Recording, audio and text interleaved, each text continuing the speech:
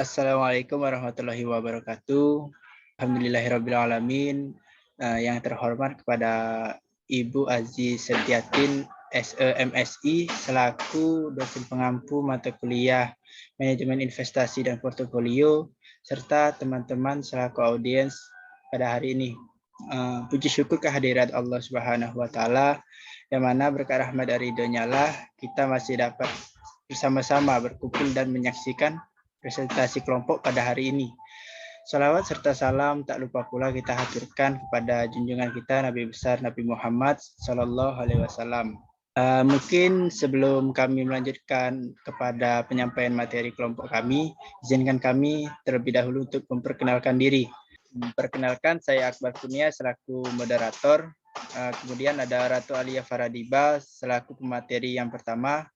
Kemudian Andi Lile Hadis Azharmati selaku pemateri kedua, Megawati Putri selaku pemateri 3, dan Karles Sawitri selaku pemateri yang keempat.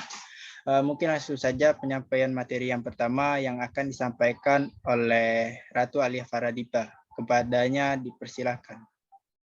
Baiklah, untuk materi pertama saya akan menjelaskan mengenai pengertian obligasi. Obligasi adalah surat tanda bukti utang yang dikeluarkan oleh perusahaan kepada pemegangnya dengan imbalan bunga sejumlah tertentu. Pengertian lainnya, obligasi merupakan salah satu sumber pendanaan financing bagi pemerintah dan perusahaan yang dapat diperoleh dari pasar modal.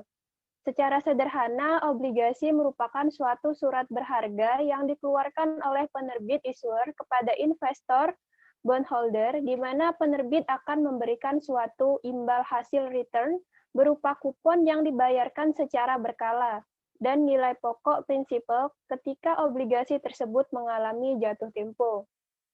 Perdagangan obligasi dilakukan di pasar modal, khususnya di pasar obligasi. Sedangkan di Indonesia sendiri, obligasi diperdagangkan di bursa efek. Obligasi memiliki kode untuk membedakan satu obligasi dengan yang lainnya. Hal ini dilakukan untuk kepentingan pencairan dan organisasi data komputer, serta untuk menunjukkan karakteristik dari obligasi. Obligasi dapat berupa serial bond, yaitu kelompok yang obligasinya akan jatuh tempo berurutan, dan term bond, yaitu obligasi yang jatuh tempo bersamaan waktunya ataupun kombinasi keduanya. Slide selanjutnya. Materi selanjutnya yaitu karakteristik obligasi. Ada beberapa karakteristik yang terdapat pada obligasi, yaitu yang pertama, nilai obligasi atau jumlah dana yang dipinjam. Penentuan besar kecilnya jumlah penerbitan obligasi bergantung pada aliran arus kas perusahaan, kebutuhan, serta kinerja bisnis perusahaan. Yang kedua, jangka waktu obligasi. Secara umum, masa jatuh tempo obligasi adalah 5 tahun, namun ada pula yang 1 tahun ataupun 10 tahun. Semakin pendek jangka waktunya, maka semakin diminati pula oleh investor, karena dianggap memiliki resiko yang kecil. Yang ketiga, prinsipal dan coupon rate. Nilai prinsipal obligasi adalah jumlah uang yang disetujui oleh penerbit obligasi agar dibayarkan kepada pemegang obligasi pada masa jatuh tempo. Coupon rate dikenal juga dengan istilah nominal rate, yang merupakan tingkat bunga yang disetujui penerbit untuk dibayarkan kepada pemegang obligasi setiap tahunnya. Yang keempat itu jadwal pembayaran, yaitu kewajiban membayar kupon obligasi secara berkala, bisa dilakukan triwulan, semesteran, atau tahunan, sesuai dengan kesepakatan sebelumnya. Dan yang terakhir itu diterbitkan oleh perusahaan atau pemerintah. Slide selanjutnya.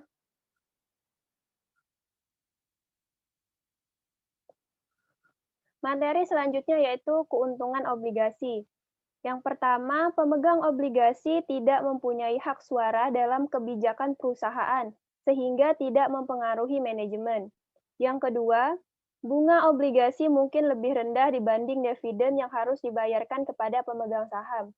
Yang ketiga, bunga merupakan biaya yang dibebankan pada perusahaan yang dapat mengurangi kewajiban pajak, sedangkan dividen adalah pembagian laba yang tidak dapat dibebankan sebagai biaya. Slide selanjutnya. Slide selanjutnya yaitu kekurangan obligasi. Kekurangan obligasi berupa yang pertama, bunga obligasi adalah beban tetap baik dalam keadaan perusahaan mendapat laba atau mengalami kerugian. Dan yang kedua itu jika perusahaan tidak mampu membayar obligasi yang jatuh tempo, pemegang obligasi tetap mempunyai hak untuk menuntut pengembalian obligasi. Sedangkan pemegang saham tidak mempunyai hak demikian karena pemegang saham adalah pemilik perusahaan yang turut bertanggung jawab menanggung resiko kerugian perusahaan. Baiklah, itulah materi saya. Saya kembalikan kepada moderator. Baik, terima kasih Saudari Ratu Alif Faradiba selaku pemateri yang pertama atas penyampaian materinya. Kemudian akan dilanjutkan oleh pemateri kedua yaitu Andi Nilai Hadis. Kepadanya dipersilahkan. Jenis-jenis obligasi. Jenis dan peringkat obligasi yang dikenal di pasar Indonesia adalah sebagai berikut. Berdasarkan penerbitan, yang pertama obligasi pemerintah pusat, yang kedua obligasi pemerintah daerah, yang ketiga obligasi badan milik negara, yang keempat obligasi perusahaan swasta. Berdasarkan peningkatannya, investment grade bonds dan non-investment grade bonds. Berdasarkan jaminan, yang pertama unsecured bonds, debentures atau obligasi tanpa jaminan. Yang kedua indenture atau obligasi dengan jaminan. Yang ketiga collateral trust atau obligasi yang dijamin dengan sekuritas. Yang kelima equipment trust certificates atau obligasi yang dijamin aset tertentu. Yang keenam collateralized mortgages atau obligasi yang dijamin full of mortgages atau portfolio mortgage backed securities. Slide selanjutnya. Berdasarkan jenis kupon. Yang pertama, fixed rate atau obligasi yang memberikan tingkat kupon tetap sejak diterbitkan hingga jatuh tempo. Yang kedua, ada floating rate, obligasi yang tingkat bunganya mengikuti tingkat kupon yang berlaku di pasar. Yang ketiga, ada mixed rate, obligasi yang memberikan tingkat kupon tetap untuk periode tertentu. Berdasarkan peningkatannya, yaitu ada investment grade bonds atau non-investment grade bonds. Berdasarkan kupon, ada kupon bonds pada obligasi berkupon, ada zero coupon bonds untuk obligasi near kupon. Berdasarkan Kilpatrick, yang pertama very callable bonds, yang kedua non-callable bonds, yang ketiga deferred callable. Berdasarkan konversi, yang pertama ada convertible bonds atau obligasi yang dapat ditukarkan saham setelah jangka waktu tertentu. Yang kedua ada non-convertible bonds, ada obligasi yang tidak dapat dikonversi menjadi saham. Selanjutnya, berdasarkan kalkulator ada freely callable bonds, ada obligasi yang dapat ditarik kembali oleh penerbitnya setiap waktu sebelum masa jatuh tempo. Non-callable bonds setelah obligasi diterbitkan dan terjual tidak dapat dibeli atau ditarik kembali oleh penerbitnya sebelum obligasi jatuh tempo. Yang ketiga ada deferred callable bond adalah kombinasi antara freely callable bonds dengan non-callable bond. Jenis obligasi lainnya. Income bonds, obligasi yang membayarkan kupon hanya jika emiten penerbitnya mendapatkan laba. Guaranteed bond, obligasi yang diterbitkan oleh perusahaan tetapi tidak didukung oleh perusahaan induk. Participating bond, obligasi yang memiliki hak menerima atau laba selain penghasilan bunga secara periodik. Voting bond, obligasi yang mempunyai hak suara.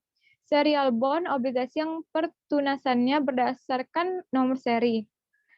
Inflation index bond atau disebut juga Treasury Inflation Protection Securities, obligasi yang nilai nominalnya principal selalu disesuaikan dengan tingkat inflasi yang sedang berlaku. Slide selanjutnya, jenis pasar obligasi. Yang pertama ada pasar premier, merupakan tempat diperdagangkannya obligasi saat mulai diterbitkan. Salah satu persyaratan ketentuan pasar modal, obligasi harus dicatatkan di Bursa Efek untuk dapat ditawarkan kepada masyarakat. Dalam hal ini lazimnya adalah di Bursa Efek Surabaya, BES, sekarang Bursa Efek Indonesia, BEI.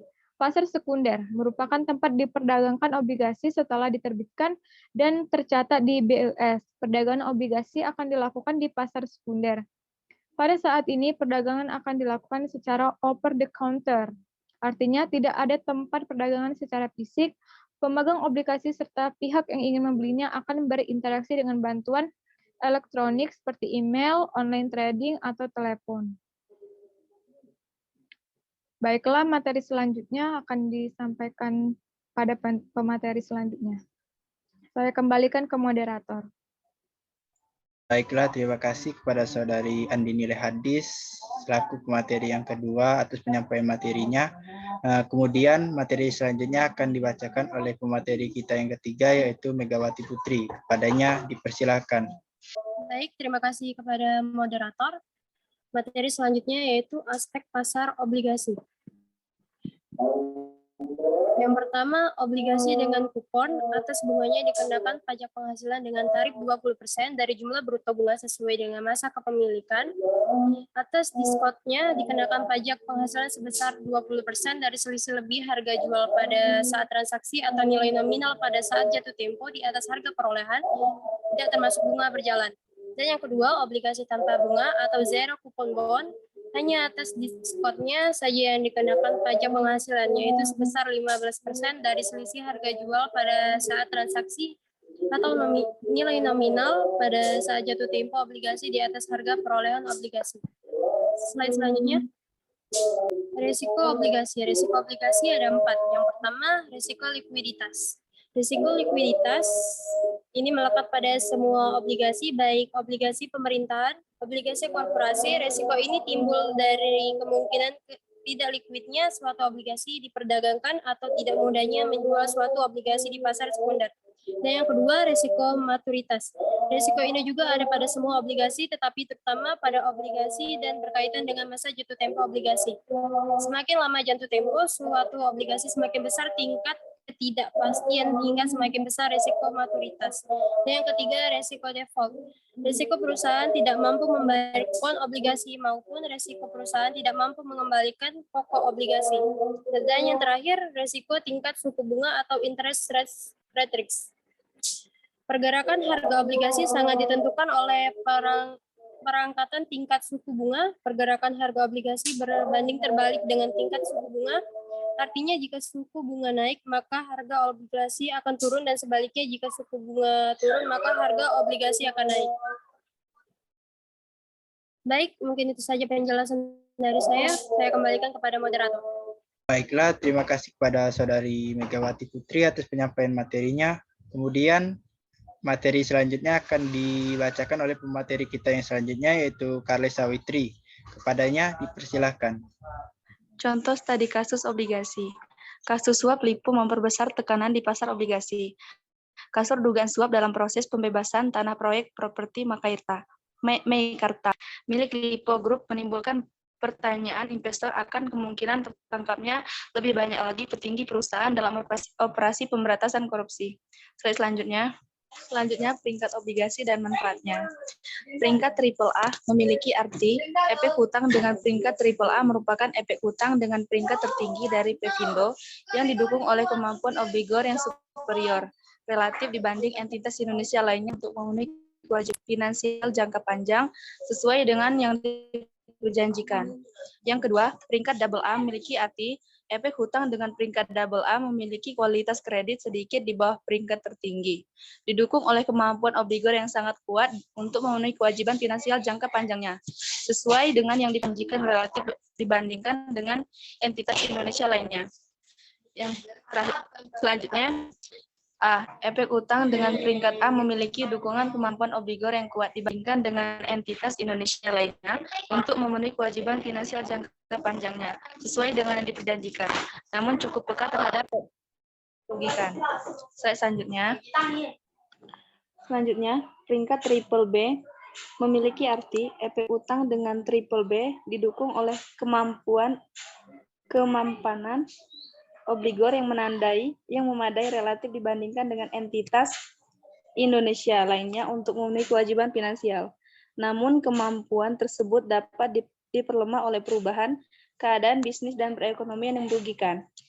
Selanjutnya, peringkat double B memiliki arti efek hutang dengan peringkat double B menunjukkan dukungan kemampuan obligor yang agak lemah relatif dibandingkan dengan entitas lainnya untuk memenuhi kewajiban finansial jangka panjangnya sesuai dengan yang diperjanjikan, serta peka terhadap keadaan bisnis dan perekonomian yang tidak menentu. Selanjutnya B, efek utang dengan peringkat B menunjukkan parameter pelindungan yang sangat lemah, walaupun obligor masih memiliki kemampuan untuk memenuhi kewajiban finansial jangka panjangnya. Peringkat triple C memiliki arti efek utang dengan peringkat triple C menunjukkan efek hutang yang tidak mampu lagi memenuhi kewajiban finansialnya, serta hanya tergantung kepada perbaikan keadaan eksternal.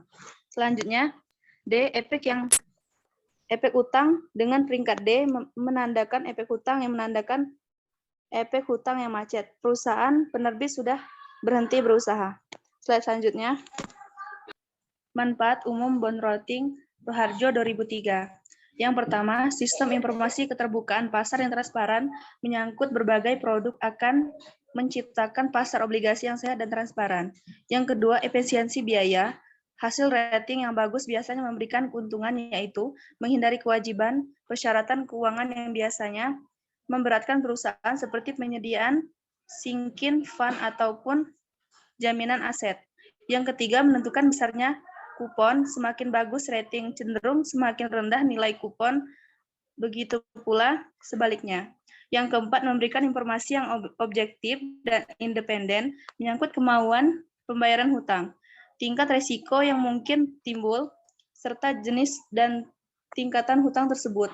Dan yang terakhir, mampu menggambarkan kondisi pasar obligasi dan kondisi ekonomi pada umumnya. Sekian materi dari saya kembalikan pada moderator. Baiklah, terima kasih Saudari Karles Sawitri atas penyampaian materinya. Mungkin itu saja yang bisa kami sampaikan. Selanjutnya saya selaku moderator membuka sesi tanya jawab. Apabila ada teman-teman pendengar yang ingin bertanya kepada kami persilahkan. Assalamualaikum warahmatullahi wabarakatuh. Perkenalkan, nama saya M. Rapi, NIM 2020603107. Izin bertanya kepada kelompok 3. Pertanyaannya, jelaskan perbedaan antara saham dengan obligasi. Assalamualaikum warahmatullahi wabarakatuh. Perkenalkan, nama saya Intan Nanda Dianti Safa Andi. Izin bertanya untuk kelompok 3. Jelaskan, apakah obligasi bisa menjadi alternatif investasi di tengah ketidakpastian di pasar saham saat ini? Terima kasih. Assalamualaikum warahmatullahi wabarakatuh. Perkenalkan, nama saya Muhammad Karno Suat Maja. Saya ingin bertanya kepada kelompok 3. Bagaimana pandangan Islam atau syariat Islam mengenai obligasi tersebut? Terima kasih. Wabillahi taufiq wal hidayah. Wassalamualaikum warahmatullahi wabarakatuh. Baiklah, saya akan menjawab pertanyaan dari M. Raffi. Pertanyaannya adalah, jelaskan perbedaan antara saham dengan obligasi. Saham adalah bentuk kepemilikan atas suatu perusahaan, sementara obligasi adalah surat utang yang dikeluarkan oleh peminjam dana. Perbedaan lainnya, pemilik saham memiliki hak suara atas perusahaan tersebut, sedangkan pemilik obligasi hanya memiliki status sebagai pemberi utang. Selain itu, keuntungan yang didapat pemilik saham biasanya fluktuatif atau tidak menentu, sementara keuntungan obligasi biasanya telah ditetapkan dan disepakati bersama di awal. Jangka waktu saham dan obligasi pun berbeda. Jangka waktu saham ditentukan dari kepemilikan saham. Selain itu, batas waktu saham juga ditentukan dari apakah perusahaan tersebut masih berdiri atau tidak. Beda halnya dengan saham, jangka waktu obligasi telah ditentukan dari awal pembelian. Saya akan menjawab pertanyaan kedua dari Saudari Intan. Pertanyaannya, jelaskan apakah obligasi bisa menjadi alternatif investasi di tengah ketidakpastian di pasar saham saat ini? Jawabannya bisa. Bagi yang baru mulai berinvestasi, obligasi dapat menjadi alternatif investasi yang dapat dipertimbangkan. Pada dasarnya, obligasi adalah instrumen surat hutang yang diterbitkan oleh suatu entitas di pasar perdana dengan tujuan untuk mengumpulkan modal. Entitas di sini dapat berupa perusahaan atau pemerintah. Obligasi yang merupakan salah satu aset investasi yang sangat menarik bagi investor. Selain itu, Terkait dengan sumber pembiayaan pembangunan, penerbitan obligasi daerah memiliki beberapa kelebihan, antara lain yang pertama, minimnya risiko. Karena aman, transaksi pembayaran obligasi dijamin oleh Undang-Undang Nomor 24 Tahun 2002 atau Undang-Undang Nomor 19 Tahun 2008. Yang kedua, investor akan menerima kupon yang nilainya lebih tinggi daripada bunga deposito. Yang ketiga, semakin panjang jangka waktu obligasi, maka semakin tinggi nilai kupon yang diberikan. Yang terakhir, investor juga bisa memperoleh keuntungan dari selisih harga jual dan harga beli yang dilakukan ketika obligasi diperdagangkan. Dan pajak atas bunga dan diskonto obligasi ditetapkan sebesar 15%, lebih rendah daripada pajak atas deposito, yaitu 20%. Saya akan menjawab pertanyaan dari Muhammad Karno. Pertanyaannya, apa menurut pandangan Islam mengenai obligasi? Jawabannya, menurut pandangan Islam, obligasi merupakan suatu surat berharga jangka panjang berdasarkan prinsip syariah yang dikeluarkan emiten kepada pemegang obligasi syariah yang mewajibkan emiten untuk membayar pendapatan kepada pemegang obligasi syariah berupa bagi hasil atau margin atau fee serta membayar kembali dana obligasi pada saat jatuh tempo. Adapun dasar hukum obligasi dalam pandangan Islam lebih mengarah kepada konsensus atau ijma para ulama fiqh yang menilai muqaradah dan mudharabah sebagai kerja sama yang mengandung nilai solidaritas yang tinggi dan dapat memberi kemaslahatan bagi masyarakat. Baiklah, dengan berakhirnya sesi tanya jawab tadi, berakhir pula presentasi kami pada hari ini. Sebelum saya menutup presentasi pada hari ini, saya akan menyimpulkan hasil dari materi yang disampaikan pada hari ini. Obligasi adalah surat tanda bukti utang yang dikeluarkan oleh perusahaan kepada pemegangnya dengan imbalan bunga sejumlah tertentu. Dalam setiap obligasi tertera nilai nominal obligasi serta tingkat bunga obligasi. Nilai nominal atau nilai pari adalah nilai yang menunjukkan jumlah yang harus dibayar perusahaan pada waktu obligasi jatuh tempo. Sedangkan tingkat bunga obligasi menunjukkan sejumlah presentasi tertentu yang harus dibayarkan secara periodik kepada pemegang obligasi. Perdagangan obligasi dilakukan di pasar modal, khususnya di pasar obligasi. Pasar obligasi dibedakan menjadi dua, yaitu pasar primer dan pasar sekunder. Obligasi memiliki kode untuk membedakan satu obligasi dengan yang lainnya. Hal ini dilakukan untuk kepentingan pencairan dan organisasi data komputer, serta untuk menunjukkan karakteristik dari obligasi. Obligasi juga memiliki peringkat, di mana peringkat ini berfungsi untuk menunjukkan skala risiko dari semua obligasi yang diperdagangkan. Skala ini juga menunjukkan seberapa aman suatu obligasi bagi investor. Mungkin itu saja kesimpulan materi pada hari ini. Langsung saja saya tutup presentasi pada hari ini. Mohon maaf apabila terdapat salah kata. Pada Allah kami mohon ampun. Kami akhiri. Wabillahi taufiq wal hidayah. Wassalamualaikum warahmatullahi wabarakatuh.